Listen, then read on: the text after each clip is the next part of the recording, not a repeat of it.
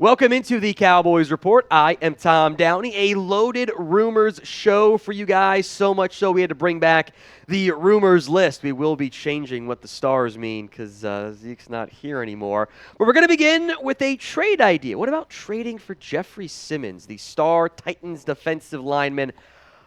We have talked about Quinnen Williams in the past, who I very much wanted as a member of the Dallas Cowboys. The Jets never traded him. I think we're in the exact same boat with Jeffery Simmons. I would love to get him.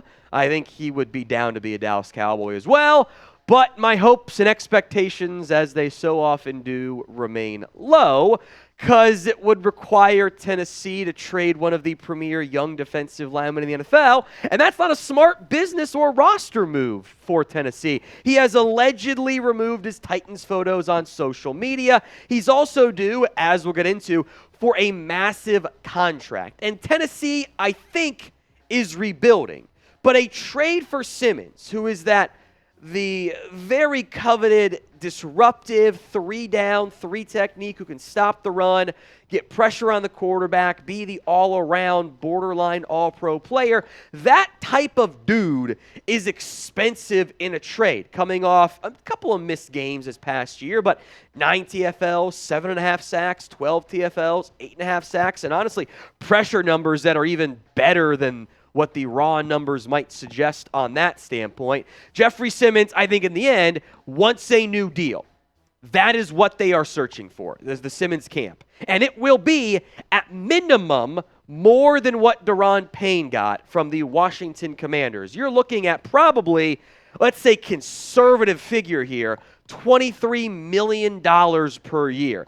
That is a massive sum to pay on top of what would probably be a first-round pick and more in the trade market, since DeForest Buckner, who I don't think is even as good as what Jeffery Simmons is, went for a top 15 pick and got the big deal with the Indianapolis Colts there. Adding the 3 technique in Simmons is exactly what this Cowboys defense is missing.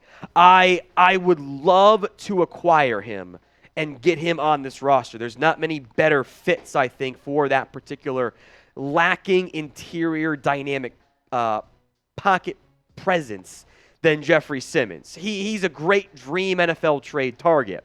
I just don't think he ends up in there.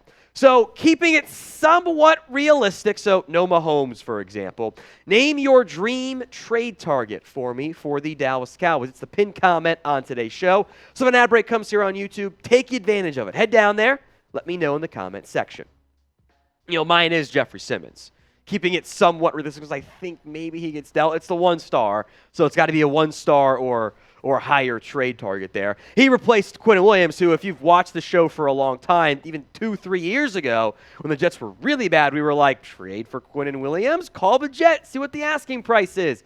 I never thought the Jets would move him. They did not, for exactly what we just saw. Quinnen Williams was an all-pro caliber defensive tackle this past year.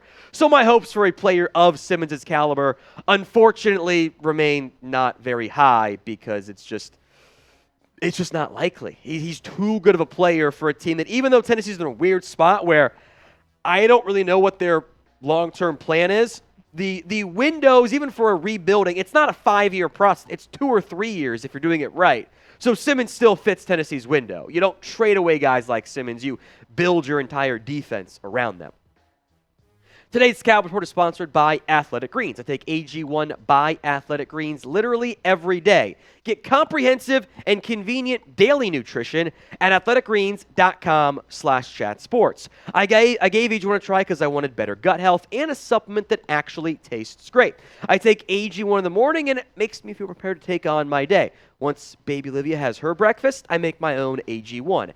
I don't feel the need for caffeine in the morning anymore, and I feel energized throughout the day. Plus, AG1 empowers the gut for whole body health. Covering my nutritional basis for the day literally couldn't be any easier. That's why I trust Athletic Greens. I mix 1 small scoop of AG1 with water and drink it first thing each morning, and I'm done just like that. I also like that it costs less than $3 a day. It's pretty good if you ask me. It's a really effective daily habit with the highest quality sourced ingredients. It's a win-win. So if a comprehensive solution is what you need from your supplement routine, then Athletic Greens is giving you a free 1-year supply of vitamin D and 5 free travel packs with your first purchase. Go to athleticgreens.com/chatsports. That's athleticgreens.com/chatsports. Check it out, folks. Links in the comment section and in the description of today's video. We'll come back to trade stuff here in free agency, but how about draft? How about taking TCU offensive guard Steve Avila? I'll give this one 2 stars. We haven't spent too much time on him in the past because people like the skill guys more when we do the mailbag stuff.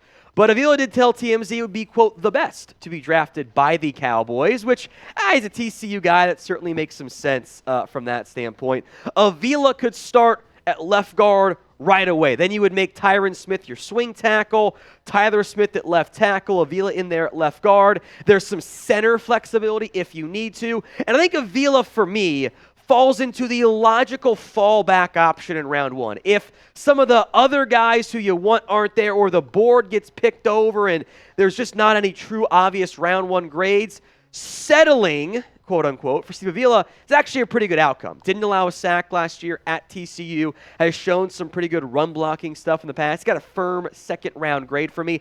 I actually like Osiris Torrance better in general, but he has not played left guard. Avila has, and he's a little bit better of an athlete than Osiris Torrance is, so I can see the argument from the Cowboys side of he might be a better fit for what the Cowboys want to do on offense. And I don't trust Tyron Smith, how could you, to play all 17-plus playoff games. There's no way that it ends up happening. That's not what history says. So you want some type of backup left side player. And in an ideal world, Avila is there in round 2.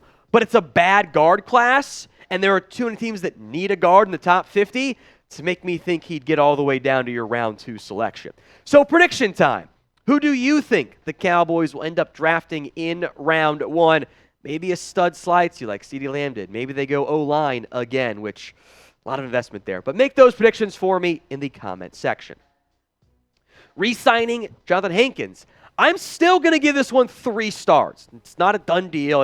I'm not 100% sold it will happen, but I would be surprised if it didn't happen. A report from Brian Broaddus says Hankins is the one dragging his feet a little bit, and I wonder if at age 31, and being a bigger guy, maybe he just wants to wait and sign a little bit on that front. But the Cowboys, I do know, want to bring him back, and I want him back. I think he really helped your run defense there. It does not preclude you from adding another impact defensive lineman. The numbers don't pop off the screen, but that's not Hankins' job. His job is to be more of a run clogger. Clog those lanes and make life easier on your linebackers / really your safeties, given how many 3 safety looks you guys end up playing there.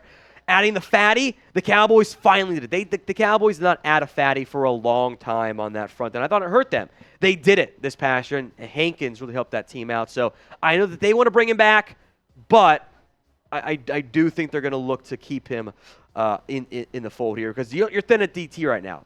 Watkins is a free agent, so it's Osa, Bohanna, Neville Gallimore, and Isaac Alarcon is now playing defensive tackle, who, let's be honest, let's not count on him. We will have you guys covered for all of the latest Cowboys news, rumors on free agents. The draft is here. We got you guys covered there. Make sure you're subscribed. YouTube.com/@CowboysTV. Now, I've seen this idea in the comments section, floated out on social media, etc. How about you trade Michael Gallup and a pick for DeAndre Hopkins? It's not going to happen. At least not pre-draft, and it's probably not going to happen, period. I'll break down why here, even though it's a fun Madden idea, right? We're going to take the player we don't want anymore, Michael Gallup, who can still play, give him to Arizona. We'll take their better guy, so we upgrade with the player and the pick going to Hopkins. And it's not going to happen, though. The Cardinals appear to be having a bit of a tough time finding the right trade and trade fit and the value for DeAndre Hopkins. But despite Hopkins allegedly telling people he wanted to be a Cowboy, they have not shown much interest in him, which I feel sometimes just gets overlooked in this whole conversation. In general, do I want to trade for Hopkins? Sure. Let's do it. Lamb, Hopkins, Cook. If you want to trade Gallup somehow too, which, again, it's not really feasible there, or even with Gallup, that's an elite trio. That's so much fun. But the Cowboys don't seem to have much interest. Frankly, it seems that not many teams have interest, which should raise some red flags there. So will the Cowboys make any more trades offseason? We'll break down in a moment why the Gallup contract is not tradable right now. But any more trades in general, why for yes and for no in the comments section. Here's why Gallup's not going anywhere right now.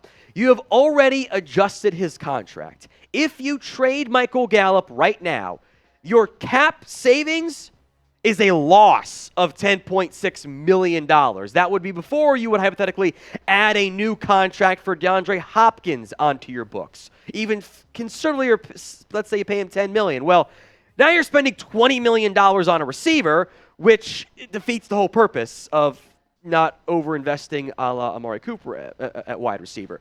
After June 1st, he'd save $2.4 million, but I would wager that at that point, Hopkins already been traded, plus you're just pushing money off into the future. Because you already restructured Michael Gallup, that was a very clear sign the Dallas Cowboys are not going anywhere in terms of Michael Gallup's future.